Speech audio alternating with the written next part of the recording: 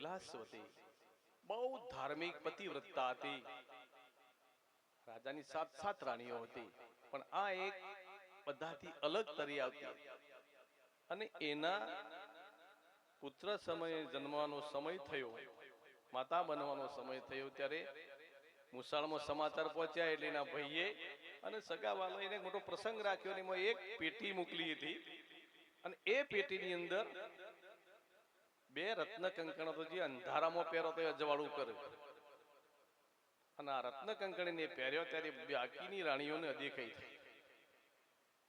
અદેખાઈ આપણી ઓખમાં ક્યાંથી ઘૂસી જાય છે કોઈને ખબર પડતી નથી. એ અદેખાઈ તો અદેખાઈ જાય, પણ આપણને એવા કરીને મૂકે કે લોકો આપણા પર થૂંકતા થઈ જાય. એટલે આ ઈર્ષા ન દેખાઈ નામના તત્વને આપણે બનાય એટલું આપણાથી દૂર રાખવાનું છે. એટલે રોણીએ જઈને